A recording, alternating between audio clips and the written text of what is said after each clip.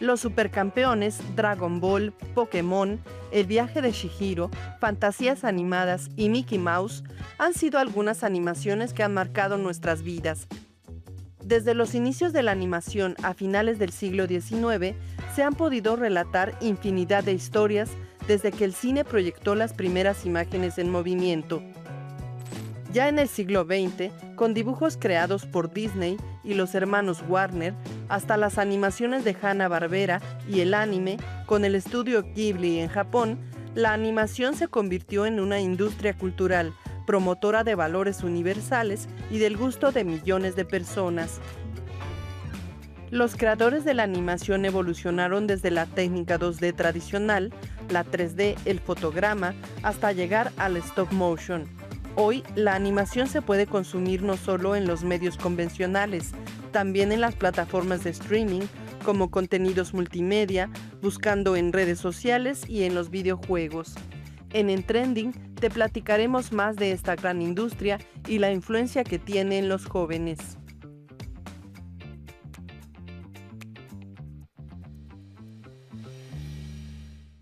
Es una realidad que ya son múltiples las generaciones las que han tenido este impacto de diversos productos de animación. Bien lo relatan tanto Hugo como Nadia en este minuto inicial. Y pues Ren Hetzai, o sea, en semanas recientes la animación creo que ha estado en tendencia, particularmente por dos temas. Primero, pues bueno, viene la esperada segunda temporada de Last of Us, una serie que origina de un videojuego que viene de la animación, pero también esta polémica que se generó por este filtro de ChatGPT que te convertía fotos, imágenes en estilo estudio Ghibli. Por supuesto que el estudio Ghibli ha sido fundamental en este siglo XXI y entonces mucho se habló al respecto de eso. Ren, poniendo la animación en el foco de atención. ¿Cómo estás? Hola Beto, bien, gracias. Contenta con este programa porque creo que parte de la polémica también ha sido reivindicar el trabajo de los artistas. No es solamente hablar sobre la inteligencia artificial, si es buena o mala, sino quiénes están detrás de todo este arte que se genera al final, ¿no? Hetzai, o sea, es un rubro de la animación que involucra muchísimas personas detrás y también pues mucho corazón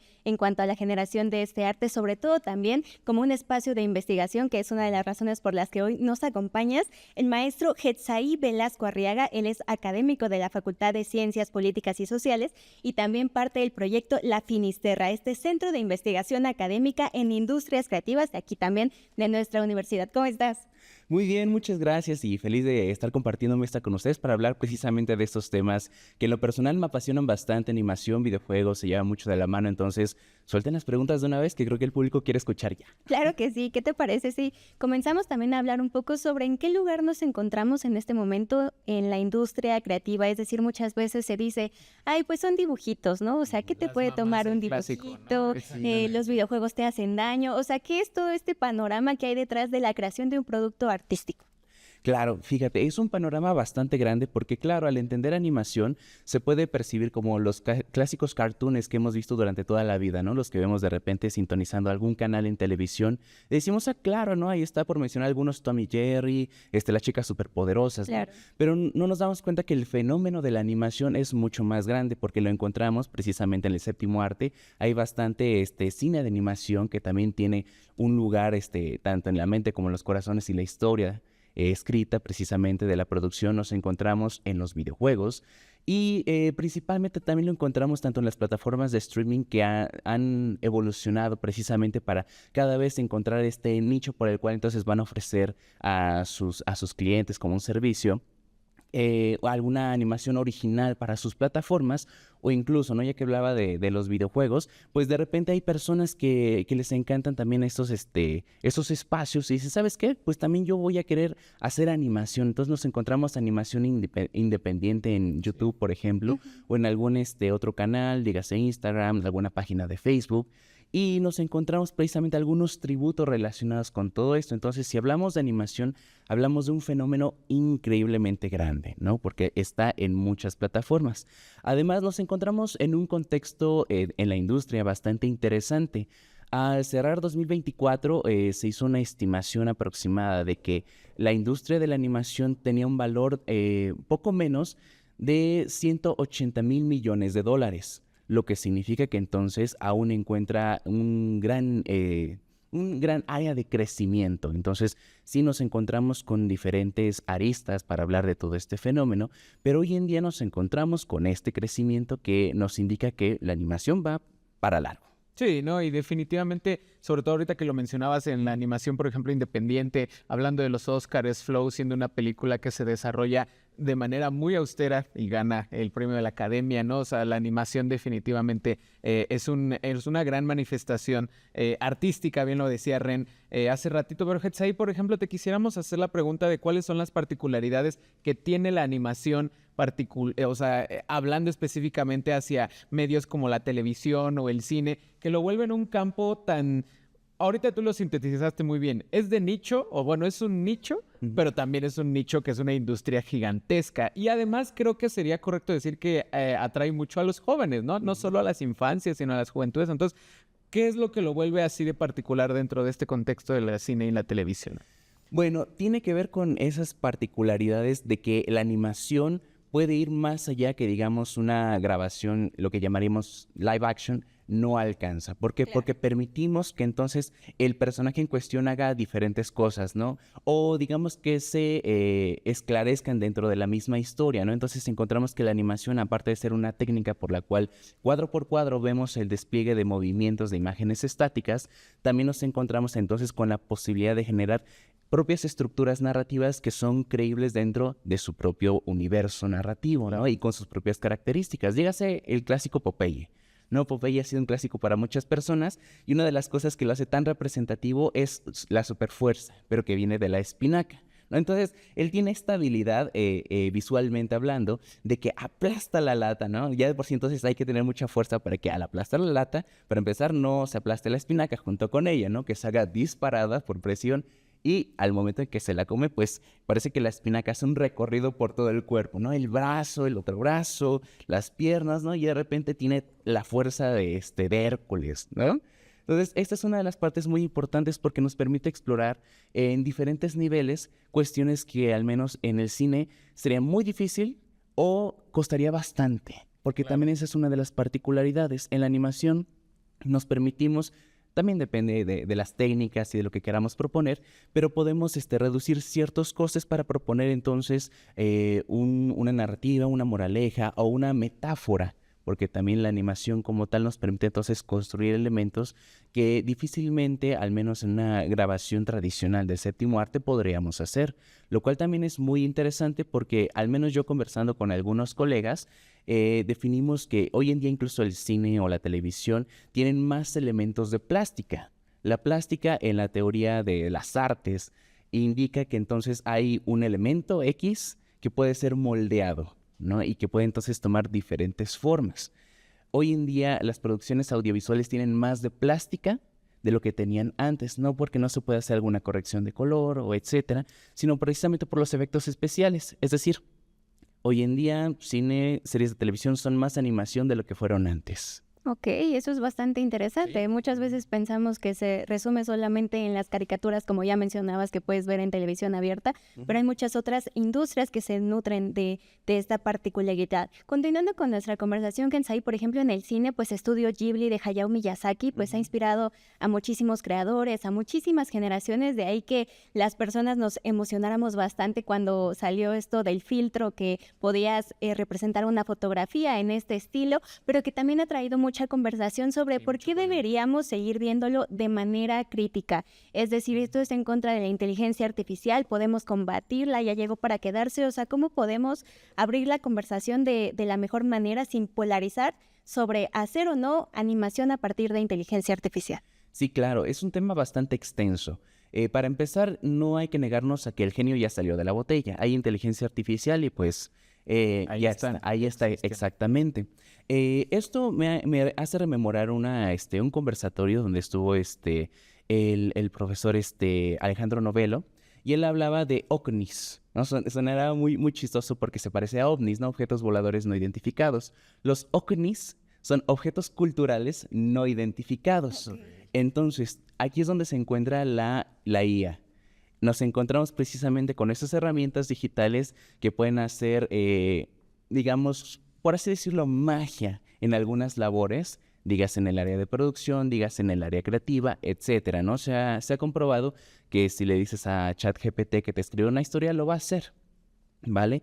Entonces, aquí hay unas cosas que entonces hay que considerar, porque en efecto, cuando se habla de arte, no podemos entonces evitar la clásica discusión de la obra de arte en la época de su reproductividad técnica, ¿no? De Letmanovich. Él habla precisamente de que la artesanía ha perdido su capacidad de aura a partir de la reproducción, digamos, similar a partir de la industria. Claro. Con la IA nos encontramos con algo muy similar porque entonces precisamente ese estilo que representa a Miyazaki no han sido, digamos, ya mantenido dentro del estudio, sino que ha sido tomado por las personas y al mismo tiempo pues ha sido transformado, ¿no? Para el uso cotidiano. Entonces, este es el fenómeno que estamos percibiendo. Por un lado, es cierto que los estilos artísticos no son algo que entran dentro de una legislación, no se protege por la ley. Pero por el otro lado, hablamos también precisamente de la postura que tiene el mismo Miyazaki sobre la tecnología, la digitalidad, La etcétera. creatividad humana, ¿no? Exactamente. Y aquí es donde entonces retomo lo que decía hace rato de los ovnis, ¿no? Porque el doctor Novello decía, no, pues ¿qué va a pasar con las inteligencias artificiales? Y él dice, nada. ¿Por qué? Bueno, la inteligencia artificial se va nutriendo de datos, pero son datos existentes. No puede nutrirse de datos hipotéticos, ¿no? De teorías que aún son vagas o de cosas que tienen, digamos, una subjetividad inmensa. Hay consideraciones y estadísticas que puede realizar para dar una respuesta adecuada a lo que busca, digamos, aquel que pregunta, pero también esa es la parte interesante. Entonces, muchas de las respuestas están condicionadas a los perfiles de las personas. No son la panacea ni el hilo negro que está descubriendo algo. Es algo que ya, digamos, está dentro de su base de datos, Sí, exacto. pero no puede ir más allá. Entonces, ¿esto qué significa? Que es plenamente el reconocimiento del estilo artístico del estudio Ghibli, de Miyazaki, que entonces ya está dentro de este panorama cultural y social, ¿no? Sí. Entonces, es el reconocimiento también de esa arista. Getsai, perdón que te interrumpa, tocamos como en el hilo central de lo que ha sido toda esta polémica en redes, pero tenemos que hacer una breve pausa, así que vamos a mantenernos ahí en ese gancho y pues nosotros regresamos porque evidentemente la animación ha generado grandes comunidades, no solo en internet, sino a nivel físico, a nivel de reuniones, entonces sobre eso vamos a seguir hablando también en esta segunda parte de En Trending sobre animación, ya volvemos.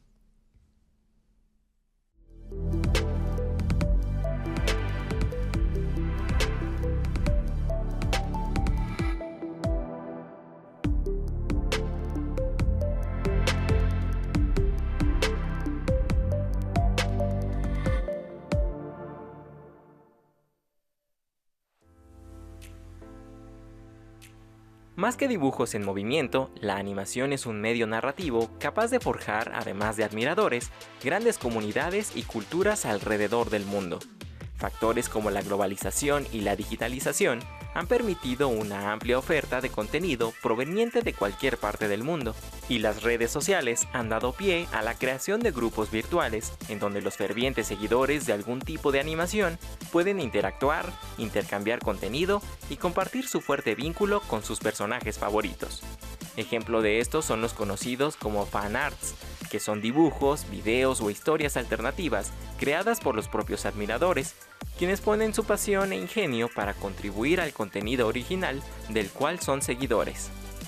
Otro ejemplo son las cada vez más populares convenciones internacionales como la Mole, en donde los fans se disfrazan, conviven e incluso donde pueden interactuar con los ilustradores o actores y actrices de doblaje, quienes dan vida a sus personajes más queridos, ya sean de cómics, videojuegos, anime, series o películas. La pasión que despiertan eventos como la Comic Con es tal que se han llegado a superar los 130,000 asistentes en las últimas ediciones internacionales.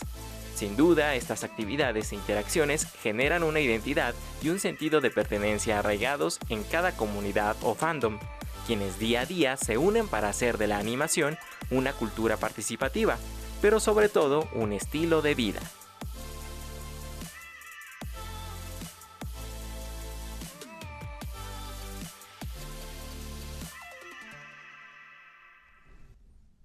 Ya le escuchamos de Gerardo, desde las personas que hacen cosplay, esta caracterización de uno de tus personajes favoritos, hasta estas reuniones con aquellas personas que interpretan la voz de los personajes que han guiado tu infancia, tu vida, Beto, Hetzaí. Pues es bastante interesante cómo se dan estos encuentros, ¿no? Desde eventos como la Mole, la Comic Con, que han creado grandes comunidades aquí en México. Continuamos conversando con Hetzaí Velasco Arriaga, académico de la Facultad de Ciencias Políticas y Sociales. Aquí entraremos ya en tema también, Hetzaí, de cómo es que estos espacios que, digamos, solamente existen en series, en películas, en videojuegos, se han trasladado a la realidad y han creado comunidades que han tenido un impacto sociocultural gigantesco.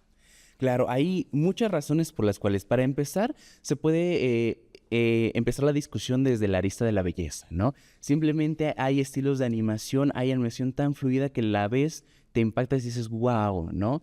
Hay esos elementos entonces estéticos que para una persona generan pues un gran impacto y se te quedan grabadas para siempre en la retina, el cerebro, donde tú quieras, en el corazón, Claro. ¿no? Y entonces ya las traes, ¿no? Y en ese las traes no solamente de que conviven contigo, sino que de repente te encuentras una playera, ¿no? Con algún símbolo o algún elemento significativo de esa animación en concreto y dices, la necesito, ¿no? Sí. Entonces, a partir de ahí, obviamos precisamente que las industrias creativas pues van ampliando exponencialmente, donde no solamente basta la animación per se, ¿no? Abrimos entonces la cancha a productos, incluso algunos otros, digamos, spin-offs, ¿no?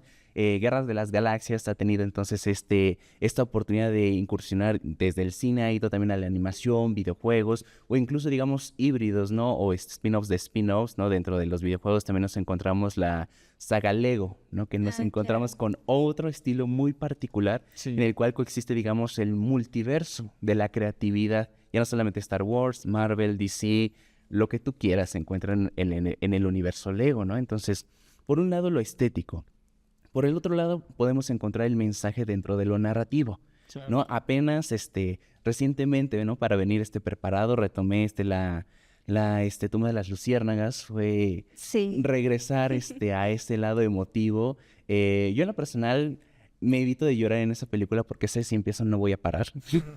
Especialmente si sabemos cómo termina, no voy a spoilear, por los que no la han visto, muy recomendable. Pero no, nos encontramos precisamente con estos mensajes que entonces también llegan, ¿no? Nos impactan. Y aquí es donde también encontramos parte de lo que ha significado la animación a lo largo de la historia. Porque igual retomando la idea, ¿no? De que son caricaturitas, no son imágenes bonitas, nos encontramos que los inicios de la animación tuvieron un comienzo desde lo político, ¿no? En el apóstol de quien tiene Cristiani, ha tenido la oportunidad de incursionar, o mejor dicho, de empezar el fenómeno de la animación con El Apóstol, que bueno, es un filme actualmente que no lo encuentras porque fue destruido, se prendió en llamas, y lo que tenía importante era que precisamente daba una crítica política, ¿no? La primera animación era una crítica política. Nos encontramos con, por ejemplo, el personaje de Jessica Rabbit, que ha sido muy emblemático dentro de la animación y en especialmente híbrido animación con live action. Sí. Y lo que nos encontramos es también la creación de una fantasía, ¿no? Es lo que llamaríamos el completo estereotipo de la mujer sexualizada, ¿no? Grandes atributos, pelirroja, en fin, ¿no? También carácter seductor, ¿no?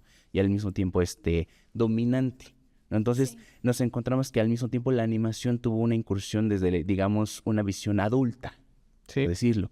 Y si hablamos del anime, que es un tema extensísimo también, nos encontramos con, digamos, sus vertientes más, digamos, polivalentes o polémicas, también depende de quién le preguntes, el seinen y el yosei. Seinen y yosei, a pesar de que las personas lo entienden como si fueran contenidos filosóficos, es una clasificación. Es decir, seinen y yosei son para adultos mayores, hombres, o adultos mayores, mujeres, ¿no? Okay. ¿Y de qué tratan estos contenidos?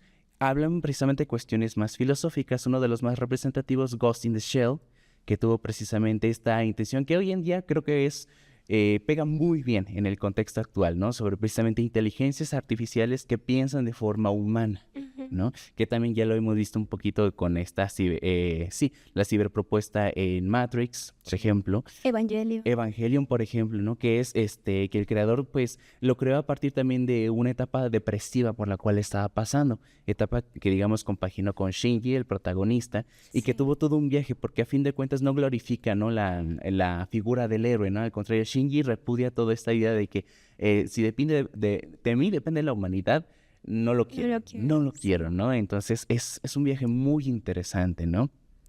Y por el otro lado también nos encontramos entonces la animación, les decía hace un momento, que permite entonces recortar gastos para la creación de algunos contenidos, pero también puede permitirte, a partir precisamente de esta economicidad, pues generar tu propia propuesta y entonces hacer una animación de crítica social, por ejemplo. Hay una que es muy popular en YouTube, que también la recomiendo mucho, se llama Metal Family, que empezó como un un videoclip, mejor dicho, un videoclip que posteriormente trascendió a una serie por precisamente la comunidad, el público dijo, ¿sabes qué? Esto está muy bueno, ¿no? Y la artista pues continuó con esto. En Metal Family entonces se toma la perspectiva precisamente de una familia metalera, pero metalera en Rusia, ¿no? Que Rusia tiene unos ciertos tintes conservadores tradicionales. Sí. Y entonces cosas, especialmente, ¿no? Lo que viene de América, de Estados Unidos, entonces es visto como con un poquito de recelo, ¿no? Al menos desde las instituciones, ¿no? Entonces se convierte también en en una forma, en un lenguaje que las comunidades han aceptado y dicho, wow, es increíble, ¿no? Entonces se continúa con el proyecto. Sí, no, y o sea, lo sintetizas muy bien, Getsay. O sea, al final cuentas la importancia de la animación, lo decía Jera, por ejemplo, en la nota, o sea, 130,000 personas que se reúnen en este tipo de eventos es similar a conciertos masivos, ¿no? Aquí en la Ciudad de México, que uno pensaría, pues es que más gente va a ver a un artista, pues no, esa es la misma cantidad de gente. Nos das todo este trasfondo, todo pues entender que la animación tiene todos estos contextos socioculturales. Y entonces, para ir cerrando y también como terminar de aterrizarlo con la discusión, bueno, con las perspectivas que nos estabas dando en esa primera parte, ¿por qué sería importante, Getsay, entender a la animación como este medio artístico con todo lo que representa el arte, ¿no? O sea, hablando de las artes tal vez tradicionales y no solo como una... pues sí, tal vez como una manifestación digital que las tecnologías pueden reproducir. O sea, ¿por qué es importante entenderlo, concebirlo como eso? O sea, como un medio artístico, como un medio que carga con todo este trasfondo que nos acabas de describir. Podemos empezar desde el trabajo, ¿no? Precisamente el trabajo que implica entonces hacer todo este tipo de producción, el movimiento, la sincronización del movimiento con el audio, la creación de un estilo propio, porque a veces incluso hay animadores que no está mal el inicio digamos, copiar o tomar de referencia un estilo propio, sí, pero claro, al final para ir, digamos, trascendiendo o empezar a llegar hacia otros públicos, claro, pues es importante generar el estilo propio, ¿no? Entonces va por ahí un poquito en esa situación. También es importante resaltar, ¿no? Lo que digamos importa en términos del arte, ¿no? Hoy en día, y bueno, tengo en mi mente un meme que me pareció muy acertado respecto a lo que implica también la inteligencia artificial. El meme era así: somos nosotros las personas conectados con nuestras pantallas, ¿no? Directamente, mientras que la IA representada como unos robots, era una, digamos, IA mamá y dos IAs bebés. La IA bebé estaba dibujando. La otra IA bebé estaba tocando un tambor. Y la IA mamá estaba leyendo, ¿no? Entonces, aquí hay que hacernos también una pregunta importante, ¿no? Sobre precisamente de esta humanización de la inteligencia artificial, para que entonces va a estar sirviendo. Debería ser entonces para seguirnos humanizando a nosotros. Claro. Ahora, por ejemplo, estas herramientas de IA, ya que estamos también con ello, tienen entonces que servirnos a nosotros para, digamos, optimizar el desarrollo de los futuros animadores. Como decía, ¿no? Los OVNIs, los objetos culturales no identificados, no son magia, no son elementos que entonces tenemos que entender y estudiar. Y en este caso hay que tomar en cuenta que precisamente entonces nuestra IA sí va a ser nuestro asistente en algunas cosas, pero no va a resolver todo. Claro. Va a poder hacer una animación, pero no va a poder hacer mi animación. Claro. No va a ser el sustituto de esos elementos. Especialmente por lo que les dije hace rato, de que entonces solamente toma lo que ya existe. Si creamos algo nuevo o nos esforzamos por tratar de innovar y generar nuevas cosas, naturalmente le podemos ganar a la IA.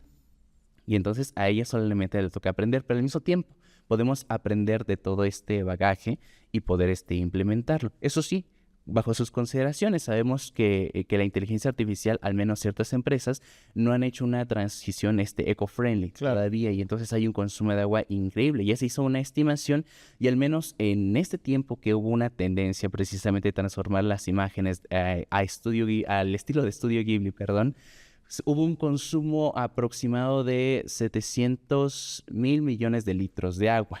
Entonces ha sido bastante, y especialmente ahora, al menos en el año pasado recuerdo que tuvimos un problema de sequía gravísimo, ¿no? Especialmente en el norte del país. Entonces, si nos permitimos seguir gastando agua así, Esas cantidades. exactamente, hay que pensarlo 2 veces. Son ¿no? todos los matices, ¿no? O sea, que ahí al final de cuentas, estas discusiones de lo que es lo artístico y de lo que son las nuevas tecnologías en la inteligencia artificial, pues tienen esos matices impresionantes. Sí, ni todo es tan bueno ni todo es tan malo. Hay que hacer una serie de consideraciones muy críticas sobre todas las aristas para antes de empezar a usar la IA o lo que implica utilizar la IA para hacer estas imágenes. Hetzaí, pues llegamos al final. Te agradecemos mucho. Creo que fue una plática súper rica, evidentemente, para todos los aficionados de la animación, y para los que no, pues bueno, es un tema muy grande, muy complejo, y que pues bueno, levanta evidentemente, mucha afición. Tú nos lo dijiste al principio del programa, es una de tus pasiones. Entonces, qué bueno que pudiste estar platicando con nosotros sobre este tema. No, al contrario, muchas gracias por invitarme, y pues yo encantado de volver si así lo permiten los tiempos o la administración. Claro que sí, Hetzaí. Bueno, pues llegamos al final del programa, Hetzaí y Beto, pero no nos queremos ir sin retomar toda esta parte de la conversación de la inteligencia artificial debe servir para nutrir nuestro arte y no reemplazarlo. Recuerden que nos vemos aquí todos los miércoles en punto de las 20:30 horas, con repetición los sábados a las 19 horas. Además que pues aquí en Trending nos dedicamos a cubrir todas las tendencias y temas que nos interesan a los jóvenes. Hasta la siguiente semana, Beto. Nos vemos, cuídense.